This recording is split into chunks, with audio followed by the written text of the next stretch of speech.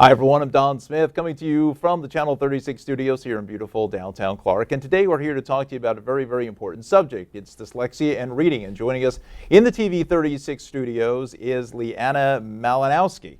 Thanks a lot for joining us here today. Thank you so much for having me. So talk to me first, let's get a little bit of your background. You're a public school teacher in Carteret and you also have your own tutoring business. So how did you get into teaching and how did you get into this area with dyslexia and reading? Yeah, sure. I have been a practicing educator now for about 15 years. I started working in first grade and I have experience working with second grade students as well. I'm back in first this year with my fabulous co-teacher. So that's been the primary area, so early childhood, first grade elementary. And I was a 3.5-time graduate of Kean University. So I say that because at nighttime, after I work with the little kids, I sometimes help out with the big kids over there. Yeah. Because I love working with pre-service teachers because they're going to one day take my place. And I feel that it's important to give back to the education community in that way. So it's an area of passion of mine. I'm duly certified. I serve as the general education teacher in my classroom, but I'm also a special education teacher. And one of the things that I've always loved to teach my students was reading.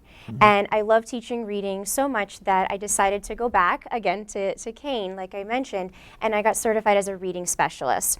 It was a great experience and I learned a lot. And it sort of started this wheel spinning for me about, you know, for me, I struggled when I was a young kid learning how to read, and I took that as my own fuel to say, you know, how can I help my students really learn how to read? And it's just been a great journey ever since. So when you say you struggled, can you maybe share with our audience maybe some of the struggles that you had as a youngster? Yes, I believe it was first grade, and my teachers had just shared with my family, you know, Leanna's not really learning how to read.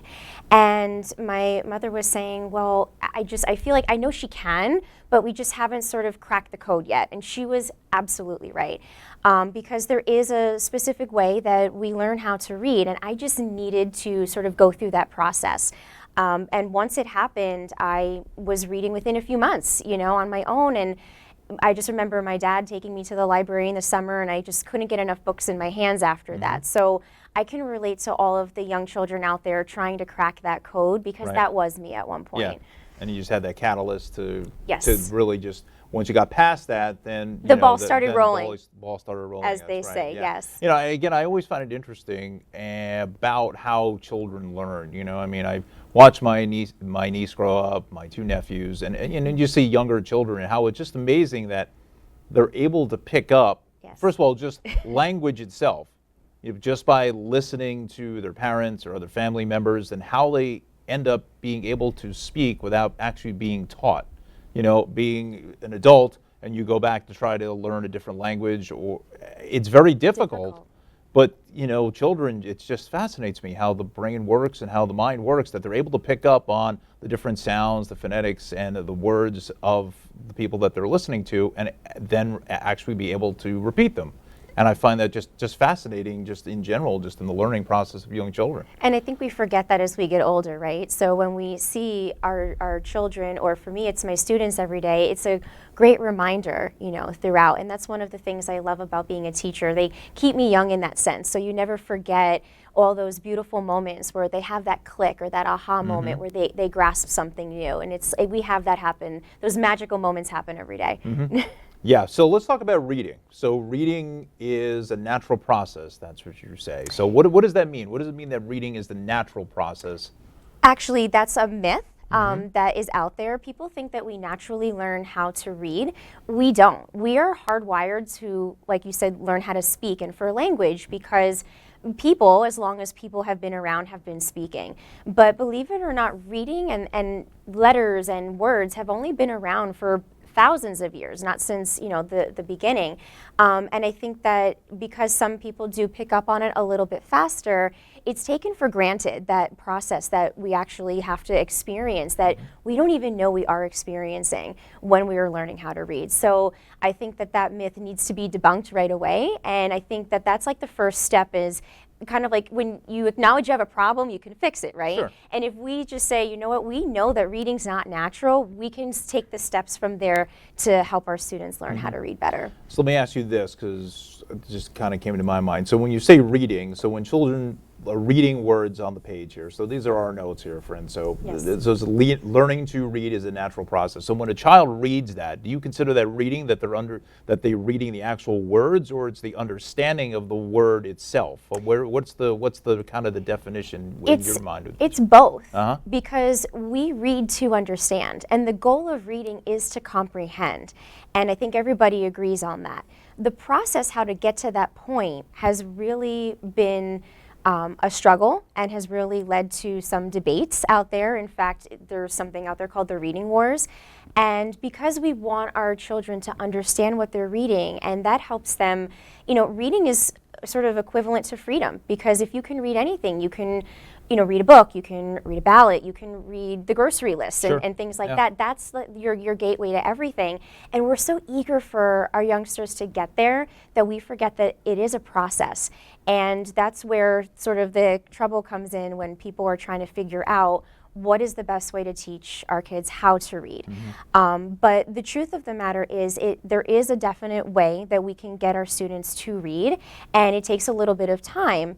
But that's where our oral language comes in, that speaking. They learn how to understand things through the oral language process before they understand what those squiggles on the page means. Sure. So that's why speaking and reading out loud to our kids is so important, because they'll start to understand context in that way while they're learning how to read. I see. So let me ask you this, Leana. So, you see so many young kids, let's say, I'm not saying infants and 1 and 2 year olds, but to be honest with you, where I'm going with this is that, cell phone and tablets or whatever are so, a lot of, some parents will give them to the kids, just okay, they're watching a thing and kind of just quiet. And that kind of thing. Do you notice that has the reading curve kind of accelerated slightly because they're seeing things on the page or on the screen, either the tablet or the phone, and they're even if they're only, let's say, 1.5 years or 2 years old? I mean, has it kind of shifted a little bit? Again, we're only really seeing that the phone in prevalence has only been the last, let's say, 15 years, give or take. So it's not a terribly long length of time, so maybe there's not enough numbers in study to do that, but would you think that maybe that would accelerate some part of the reading process to a degree? Not necessarily. Okay. The beauty of technology is that you can now have access to text on the go, wherever you go, very, very easily. Sure. And I think that that's a beautiful thing to keep in mind with technology, that it's okay to have these books, or even have these books that read aloud to a child on a tablet or a phone, because then you can bring it anywhere and you don't have to have a pile of books with you. So it's convenient. So the convenience of text is definitely from that. But there is no, to my knowledge, hard data or research that says that that's accelerating reading in any way. The best ways to help a child learn how to read is by speaking with them very frequently when they're younger, like you said, infants and toddlers. Sure. And then exposing them to books and letting them touch the print and turn the pages and listen to you read, and modeling and being a good example. That gets their motivation up to learn how to read when they're a little bit older and they're ready to learn that process. I can remember my aunt back when I was, I don't even know, I'll say 3, give or take, that time frame, that she would make flashcards for me and put up like logos of different products, be it like Burger King, McDonald's, or recognizable logos. And she would show me the flashcards, and then she would tell me, okay, well, I'll show you that. And then what is that? What is that? And I got to tell you something, to this day, I still remember, that's kind of the way my memory is kind of programmed to remember things that way, in either a logo or some sort of identifying marker to remember something else, I'll associate it with it. And that's how kind of I began to learn, I think even began to read too. I think I maybe was a little bit of an early reader. And work with that, because that's something we call print awareness. When children go by and they see the Target sign or they see the sign for McDonald's, Sure. they're learning that that means something. Like I said, the process how we get there is a little bit more complex, which I know we'll get into, but that is one of the first steps that we want our children to see. We want them to see labels and see things in their environment that they can get used to and know that that means something. Okay, Leana, let's run down some of the truths and the myths about dyslexia and reading. Okay, so we kind of went through the first one. You said that was a myth. Learning to read is a natural process. Second one is all children will learn to read. They just need time to figure it out. Explain that one. That is a myth. Okay. Because children can't learn to read on their own. Again, it's not a natural process. They do need time. Some need more time than others, and that's like partial truth in that. But it doesn't happen just naturally on their own if you just give them simply more time to do it. Okay. Second one is, or really the third one is, if students have more book choices, it helps improve their ability to read. Truth or myth? That too is a myth. Okay. Because while book choice is important for the motivational factor, we want our students to pick up a book and love it, whether it's fiction or nonfiction. That's going to help their love of reading, but it doesn't impact their ability to learn to read. And I always tell people, no matter who I'm speaking with, I think, again, in our haste to getting our children to love to read, we sometimes do some skipping stones and steps to get them there, and that's why they're not learning how to read. How has to come before the love part. Got it. Okay. Yeah, I was ready. I was going to ask you, like, how do you kind of get a child to read? We do a lot of programs with the Clark Public Library, which is a great resource for anybody who wants to go over for their children. They have a fantastic children's department there. How do you get, again, going back to our, what we mentioned before about the iPads and the iPhones, that they're so, they can be preoccupied by watching video and that stuff. I mean, how do you get a child to look at a book and say, wow, I want to read that. I want to find out what's in between the pages of the cover. Yeah, like I said, it's something that I didn't know at first when I was in college, and this is why not just teaching children how to read, but working with those pre-service teachers on learning how to teach reading has become a passion of mine. When we learned in college about reading, it was about books, children's literature and good choices and things that you could do lessons with. But I always felt like I was missing something. And I'm like, but how do I teach my students how to read? And I had to think about that. And now there's a lot of great resources that have come about from so many things in the past few years that are out there that give us those, pathways to be better teachers, because when we know better, we do better, as Maya Angelou says, and to teach them. And one of the best ways to start is with those foundational skills. And sometimes there are people out there that say, well, that can be bypassed, and if children just keep reading the words, they will eventually memorize them. Your brain cannot memorize every word in our language or any language, so we have to crack that code. And there's what I like to call a split two-part process. They're like best friends: decoding and encoding. Decoding is when you look at a word, like say the word sit, and you sound it out, the s, the I, and the t, and it comes together, and you're reading the word, and it says sit.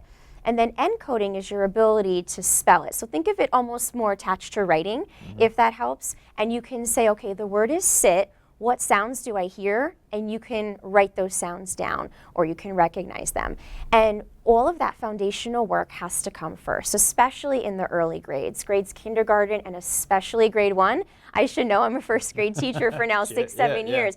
It is such a pivotal year because those are the two things that you're working on so much throughout the day. And once your students pick up on the decoding and the encoding process, they become better readers and they become better spellers. And I have so many families come to me saying, well, my child can read, decently, but oh my gosh, spelling is horrible. What do I do? And I'm like, that's that other fold in the process that we have to continuously work on with young kids. Yeah, again, like I mentioned before, it's just amazing how young children can understand all of this, and at such a young age, and not be, you're teaching them, but it's, it's just such a fresh, palette that you're kind of influencing to a degree and explaining all of this stuff, and that they're able to pick up on it. It's amazing. And a lot of people, I think, discredit our kids a little bit. They say, well, that's such a complex process. And they say, English is such a complex language. They'll never be able to pick up on it.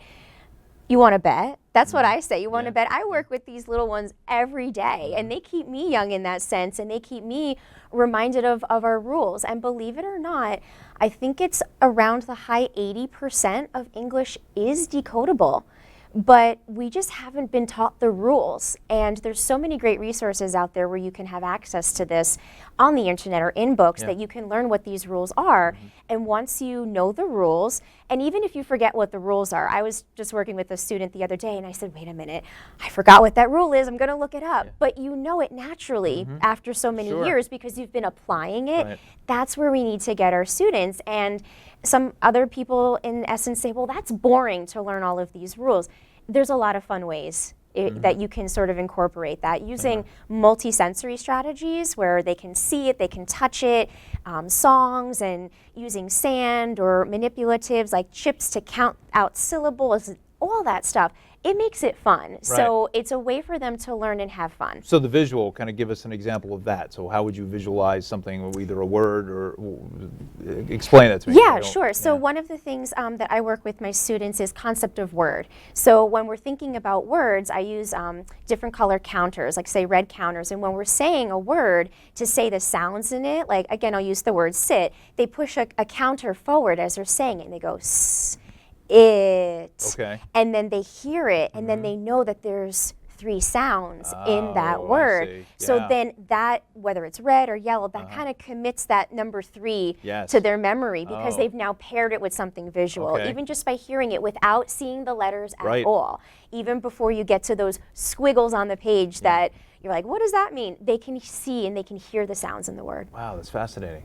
That's just fascinating to me how And how it's the whole, fun. Yeah, it is. It is It's fun. Yeah. I have fun doing You it, have so. fun doing that. It's even better, right? I mean, it's just really fascinating how young folks can learn like that. It really is just it's an amazing process. Now, let's go into the second part of our discussion here about dyslexia. Now, there are some children and adults. Yes. I think one of the most famous adults that we know is the Fonz. Henry Winkler has had. And I was going to say Steve Jobs. Steve Jobs, yeah. you Everybody knows mentioned that. Steve Yeah, Jobs. right, we were talking earlier. Technology. Has trouble with reading. So first of all, explain to us what dyslexia is. Yes. One of the myths that is out there, a lot of people think that having dyslexia means you have something wrong visually, and it's a visual thing. Everyone goes running to their kindergarten, first, second grade teacher saying, my child writes letters backwards. He or she has dyslexia. And I go, you're wrong. That's not it. That could possibly be a component, but there are many other components that are more prevalent than that, and it's neurobiological in nature, and it's attached to what we call the phonological process, which is hearing the sounds in words and then connecting it with the print. That's why someone who has dyslexia probably reads at a much, much, much slower pace than somebody without, because they have to still work each and every day on figuring out the code, which is the sounds of that word, until that word is what we call orthographically mapped into our brain. That's basically just saying it's the shortcut. When you read a word, you think you've memorized the word. You haven't. Your brain is just moving at such a highway, speedway rate that it's actually sounding out the word so quickly that it looks like you've just known the word by sight. And so a lot of people get it a little bit confused with having sight words. Oh, I know the word that word by sight, so I don't have to. You're actually still sounding it out. And those who have dyslexia really struggle with that. And that's why it's become sort of a passion area in special education of mine, because about 80 to 85% of special education is comprised of those who struggle with reading in some way. And not just dyslexia, but there's reading difficulties of all levels. Right, and I mean, for me, at times, I mean, being an adult, at least I think I still am, is really, part of it for me is this concentration. When I'm reading, and unfortunately, I don't read many books, and I'll be the first to admit it, and many will tell you the same thing. I probably should be reading more books, but it's just the concentration, I think, is for me. I get through a page or whatever, and I was like, okay, I just kind of lose focus is what it comes down to. Yeah, so how do you get children to stay focused on what they're trying to read? Yeah, so one of the things that has been, become more of an awareness over the years as dyslexia has been studied more closely is that it is often paired with ADD or ADHD now, I think is the more general label. So attention is definitely a thing, but that's where that fun part comes in. That's the engaging part. That's why I love multisensory strategies with to do them with my students for reading, because that's where we hold their attention. When we use things like a sand tray to trace letters, or we use those chips to count syllables in words, it's getting them moving. It's getting them to be active and to be engaged with either the print or listening and understanding the words and things like that. So that's definitely helpful. Also, we can't be afraid to just simply teach directly and explicitly. Giving a first grader a book and saying, well, have a good time, they're going to lose attention. It happens all the time. They would rather, speak with their friends or go play. So being able to sit with a small group of students or even your whole class and do something fun and engaging is what really holds their attention, and it helps their memory. Right. We know that when we're active and moving, we remember those active memories more than just something we read on a page. So pairing it with that is just good practice, and that's how our brain learns in general. Okay, Leana, let's go through truth or myth for dyslexia. We'll start it off here. Dyslexia is about vision and seeing letters backwards. I just kind of mentioned that, right?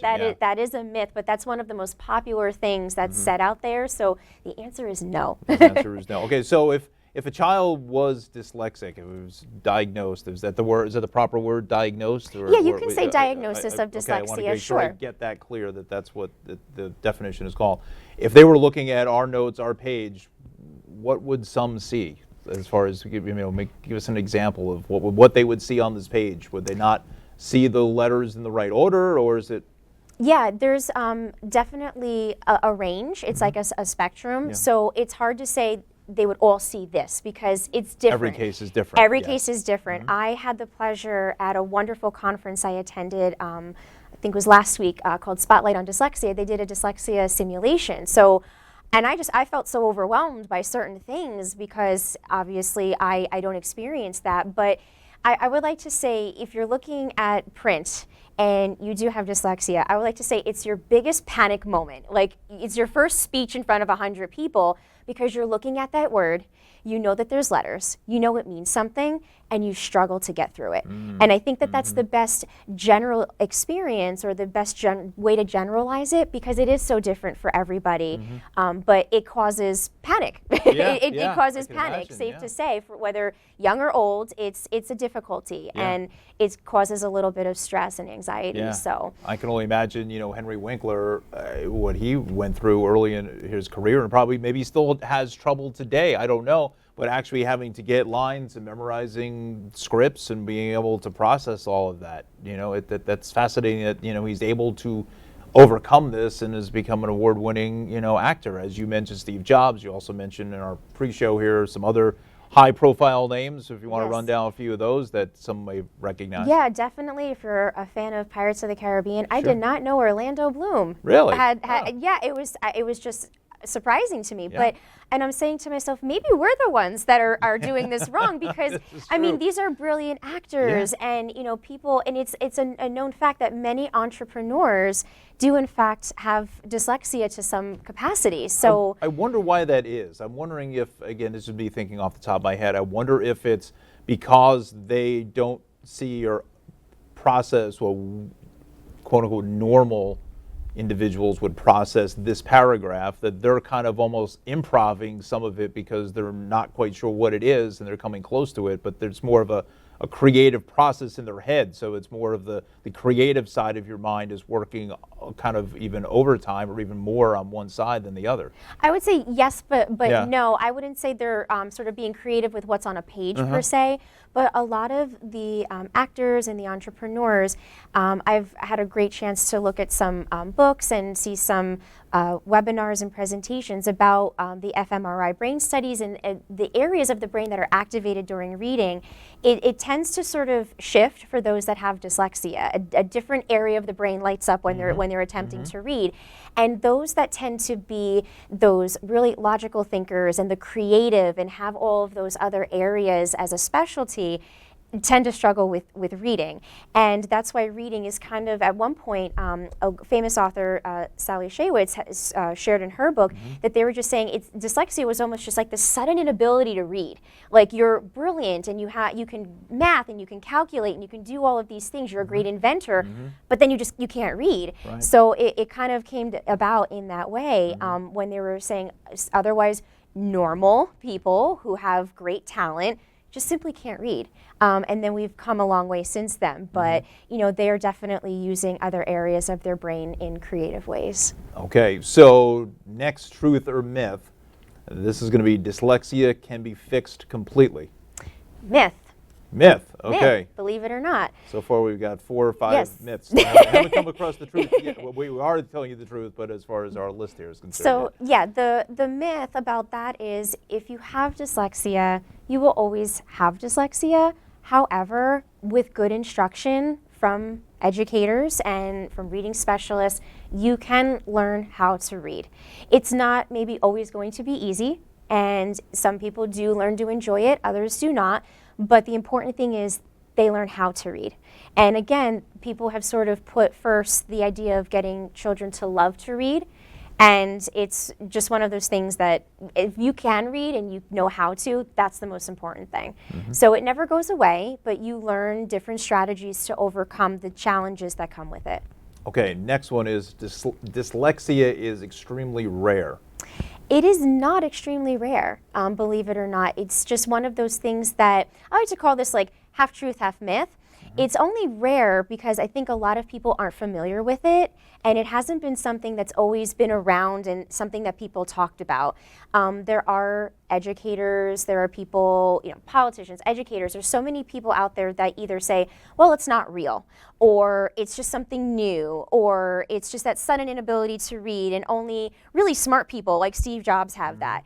It's not. It's actually more common than you think. It goes back to that statistic I shared that many of our special education students do in fact have a reading disability or challenges in some way.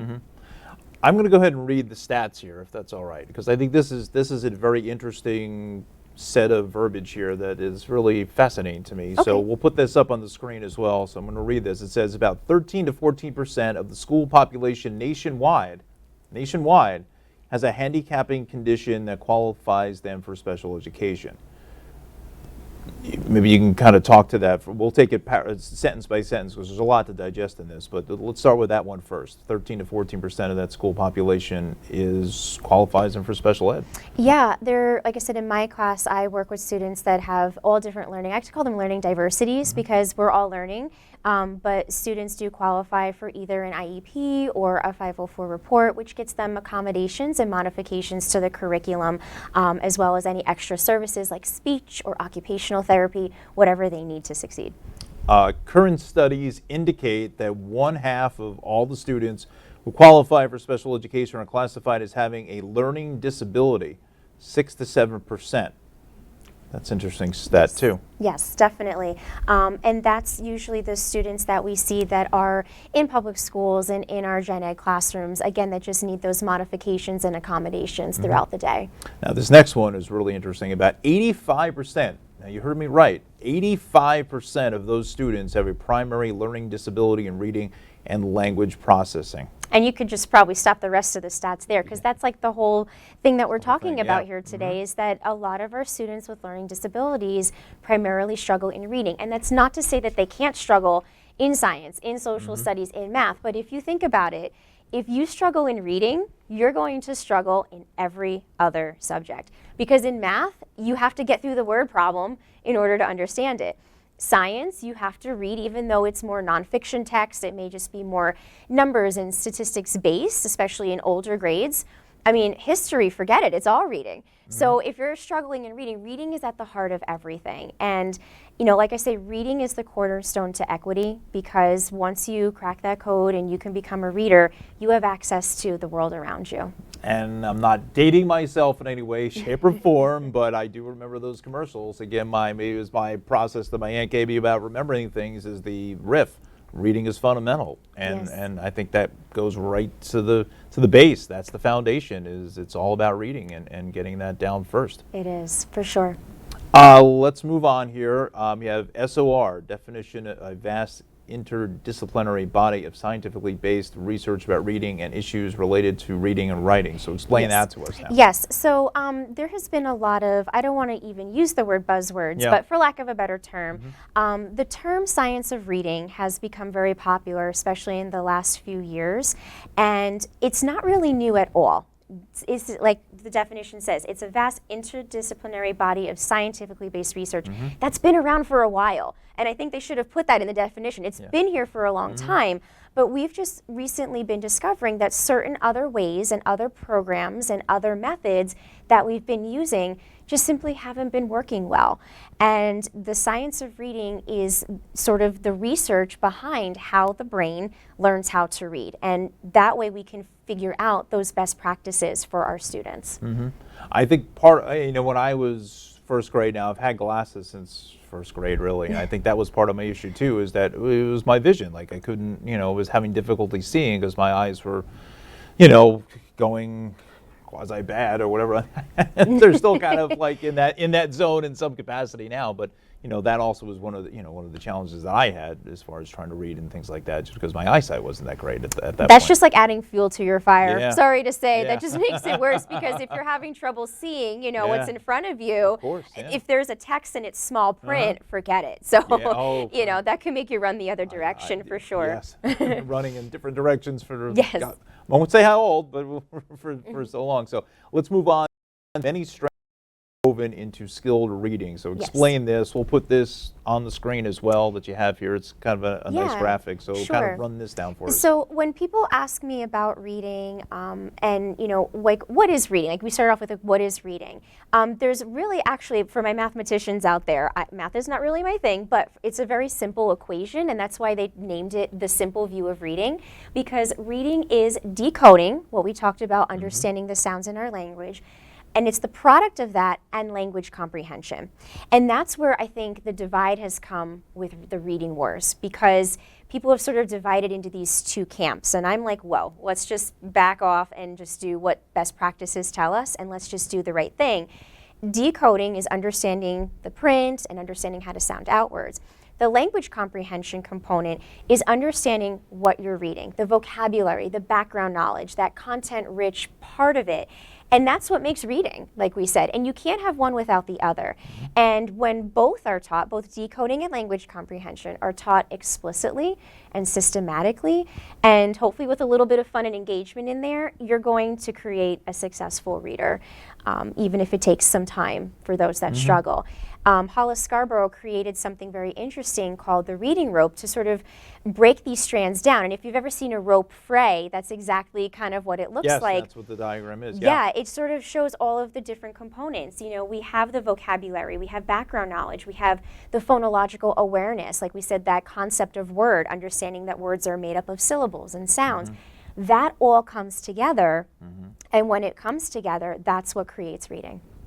Wow. It's amazing how, again, going back to my initial, as we started this show, about how young kids can understand all this. It's amazing that the brain is able to process all of this to put it all together to eventually be able to read what something's on a page or in a book. It's just fascinating. That is why the younger we start to work on these best practices, the better off we are, because it's easier to work with a child who's 5 or 6 in kindergarten, first grade, than when we have a struggling 4th grader who is reading on a kindergarten or first grade level, because it's not impossible, but the gap just widens. So best practices should be infused early on, all the time, right away. And then as children progress and get older, they don't need as much phonics instruction or as much decoding practice, but they will always have those strategies in their toolbox. So when they do come to a very large scientific word in that textbook or in that article that they're reading online, they'll be able to say, okay, I know now, even it comes down to Greek and Latin roots. I know the prefix re means something. I know how to sound out, con or whatever it is. They can pull those strategies out. It's about giving them the tools in their toolbox to use when those words become bigger. And we start off with simple words when they're younger. Sure, like cat, dog, and the simple one-syllable words, two-syllable words. Yes. And certainly not nothing, expialidocious kind of a word. Right, We're not gonna at first, not no. gonna jump into that one, jump at into that first. one right away. So if my child, if I'm seeing things that may not be quote unquote normal, what are some of the things, you're also a private tutor, what are some of the things in your tutorial sessions, some of the tools that you help children with? Explain some of that. How does a tutor work? How does the work that you're doing getting them to be better readers? Yeah, sure. While I love working with my students after school, one-to-one, who need a little extra help, and it's really a gift from the heart, I just think good teaching includes some of these strategies. And I've been really fortunate enough to start my deep dive training, as I call it, in the Orton-Gillingham method. It's a popular method that's been around for quite some time, and it is all about that explicit, direct, and systematic instruction. Those are the three keys to success. It has to be explicit, direct, and systematic, which is why I think some people do fear that, because they're saying, oh, it's just so teacher directed and it's not student centered and the students can't explore. There's a time and a place for that, but we got to get them there first. So when I work with a student, be it my whole class, a small group, or a child one-to-one, we start off with the basics. We start off with our single letters and our single sounds, whether they're vowels, consonants. We work on digraphs, which is like our SH sound, the CH sound, and it builds from there. There's a scope and a sequence that you follow. There's not one right or wrong one. There's many out there. There's a lot of programs that have been developed based on this proven method that it works.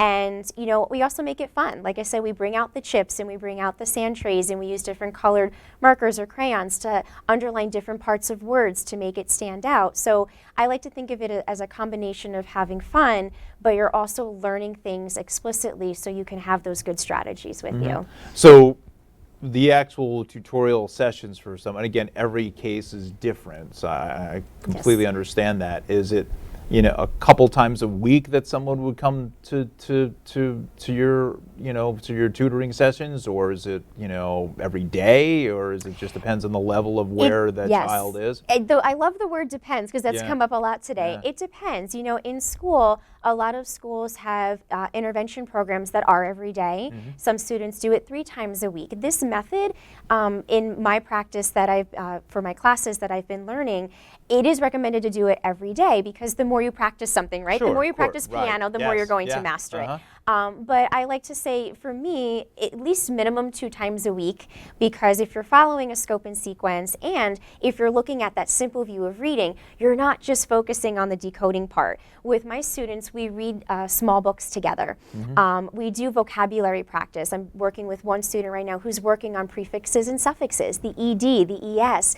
So that takes time, and if you're adding in those multisensory components where they're having fun with it, or they're, moving things around, that takes time as well. So I like to work with my students, as often as I can. And it depends. It really depends. Just the other day, before we were filming this, I was doing some work over at the library for some shows that we're doing there. And we were in the children's section. I was watching this young boy. He was playing with the, the dinosaurs and things like that. And I was just kind of picturing in my head kind of what is going through his mind as he's kind of comprehending and understanding what the dinosaur is, and kind of, the why he's, putting the little arms this way, or the legs, or, putting them here. And again, that very young learning is just fascinating to me, how they're able to get that. Maybe because I'm always kind of fascinated about how much that I'm learning as an adult, and everything that you go into, I take as a learning experience, and just kind of look at and think of myself, what's the process that he's doing, when kind of he's making his own little scene up and so forth. And again, I'm from a generation that grew up with Mr. Rogers and the Electric Company and Reading Rainbow. Yes, I remember that. So those were, very instrumental in my understanding of language and reading as well. Yes, there have been many shows out there that have incorporated, the sounds like Sesame Street, Mr. Rogers, Reading Rainbow, and have been focused on literacy, because, like I said, it goes back to that whole point. Literacy is the cornerstone of equity. You have to, give it to everybody, and it has to be something that we incorporate into our daily life. Whether we enjoy reading or not, it's there. And there is a lot of studies and research around play-based learning, and it's important for children to play, and it's important for them. Again, he was engaging in that oral language component. He was making the dinosaurs talk, and he's repeating words that he's heard, and that was going to help him be a reader as he's learning, you know, how to read. And the research that's been done out there now since about how the brain learns how to read, to me, has been fascinating. It's all, you know, all over. You can just Google search it. There's a French scientist. I never pronounce his last name correctly, but it's Stanislas Dehaene, I believe. And he's just, I mean, I again took his session at Spotlight on Dyslexia last week, and I was just like, why did we not get this in college as teachers? And my catchphrase has been two things when it comes to education. There should be 2 teachers in every classroom. One general education, one special education, and that way you can work with more students at a time. And number 2, if we are to change the brain and mold the brain and work with the brain, why are we not taking the neuroscience classes? And so I actually sent a text message in the middle of his presentation to one of my friends going, field trip to France, because I want to see his laboratory, you know, and these are just fascinating things. And I've been doing a deep dive. I'm lucky my co-teacher goes on the crazy train with me with books and reading about all of this stuff, you know, how the brain learns to read and just how the brain learns in general. And the more you know, the more you understand how, you know, the science of reading is something that's real, and it makes sense because there is a process how we learn how to read. I think that was another slogan that I remember. The more you know was on NBC, right? Where they did the daytime stuff on Channel 4 here in the New York area. You know, so just that memory recognition. And also, you know, I also find it fascinating too, for young children who have, you know, multilingual parents and relatives that are speaking different languages, and they're able to pick up on that as well as English. I just, again, because, you know, I took Spanish in high school and whatnot, and I mean, you know, if I were to watch Spanish language programming, I could probably pick up on some of it, but there's no way I can speak it. You know, but it's just amazing that somebody who's 2, 3, 4 years old and they're able to switch between them. In fact, is parts of my career when I was in New York City doing television over at New York 1, there was a traffic anchor, weather anchor, and she would speak French, Spanish, English, Italian, and German. 5 languages, and she could switch, honestly, she could switch in one sentence, switch between all 5 and English. It was amazing. I revel in that. I wish I could do that. Yeah, and it's fascinating to me because I work with a lot of ESL students, English as a second language students, and ELL students, English language learners. And that's why I always say that these particular strategies that I'm getting the good training on and I'm studying and I'm researching myself, they're good for them because it teaches them the components of language. Again, a lot of people think English is this mysterious, you know, mosh pit of alphabet soup language, and it's really not. We do have a lot of derivatives from other languages, the Greek and Latin roots, and, you know, German. We have a lot of other languages that are built into ours, but again, it's all based on sets of rules, and once those children learn those rules, their English takes off, you know, immediately. You know, like they clicks, and again, they learn best when they hear their peers speaking. So again, going back to that oral language component and focusing that yes, it's on decoding and encoding, which is spelling, but it's also being exposed to the language as well. It really helps them. And the particular methods that I've grown fond of and the strategies that I use have worked for students that are ELL learners as well as not, that are native English speakers. Well, Leana, it's been just a fascinating deep dive into this. Really, it's been wonderful, and I appreciate you taking time out of your busy day to come talk to us here at the Channel 36 studios. Just really, again, it's just maybe I have just a personal, really like kind of fascination with this, but I think many people should as well. And you know, if you'll watch this on YouTube, please share this with as many people as you can. You know, I think it's just such an important subject for everybody to get a better understanding of how, you know, like you said, just the basic things that we do, just the basic idea of reading. It's when you break it down and that strands of it's very complicated when you look at it that way on the specific parts of the picture. It really is. Like we said, the more we know about it, the more we understand it, and then the more we can help our young children learn how to read. Wonderful. Very well said. Leana Malinowsky, thank you so much for joining us today. Thank you so much for joining us here on TV 36, and thanks for watching. We'll see you soon. Thank you.